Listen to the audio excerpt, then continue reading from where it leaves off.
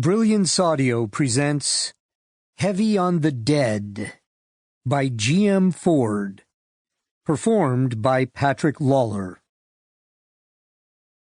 The door burst open and banged against the wall. Half a dozen men shuffled into the room, shaking rain from their coats as they jostled inside. The short man with the black rubber raincoat and Coke bottle eyeglasses elbowed his way to the front.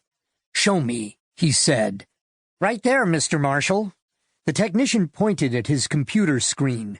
He tapped a grainy image of a dozen or so men and women waiting in line inside what appeared to be some sort of public building.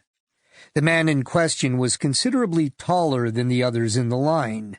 Fishing charter t-shirt, shorts, flip-flops, long hair and beard. Your basic turista, extra-large variety. "Quality's not very good," Marshall groused as he folded his coat inside out and draped it over his arm. The technician shrugged his narrow shoulders. "Mexican equipment." He tapped the screen again with an ink-stained finger. "Just a second here," he said. "Wait till the line turns the corner." The tape jumped ahead. The tall man was now in full profile. Everyone in the room leaned closer to the screen, like the folding of a flower. Marshall nearly touched his nose to the screen. Then he slowly removed his glasses, sighed, and straightened up. "He's about the right height, I suppose," Marshall said. Everyone waited for him to say something else. When he remained silent, someone blurted out, "We need to be sure." The little man hacked out a short, bitter laugh. The understatement of the century. He waved a disgusted hand at the computer screen. "We can't have any more setbacks," he said, "and a guy about the right height, in the right place, at the right time, isn't going to cut it.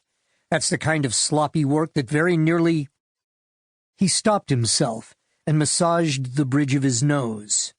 "Gonna have to send some people down to Greaserville," the bald man in the corner said. "They can probably—" Marshall's voice rose a full octave. "Don't talk to me about probably. Probably cost us nearly 100 men and all the material we'd collected." He slushed the air with his hand. "Years of work, millions of dollars," he screeched. He gave his anger a moment to sink in. "From now on, you just tell me what we know for certain and nothing else." He looked around the room. "Do you hear me?" he shouted. Somebody cleared his throat. "There's been money going in and out of his American accounts, some of it paying taxes on his old house, insurance bills, things like that. But the great majority of it ended up right there, the Tijuana Rio branch of Banregio Bank. We also know that in order to open a bank account in Mexico, you have to show up in person. We checked the bank's CC camera footage for 2 weeks before the first transfer of funds. What we've been looking at here is footage from the same day the account was open." The technician tapped the screen again. "Look at the person in line behind Waterman. It's that freak he hangs out with, always right at his elbow.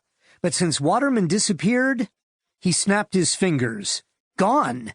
Nobody's seen that pervert motherfucker for months now." Marshall bent again and squinted at the screen.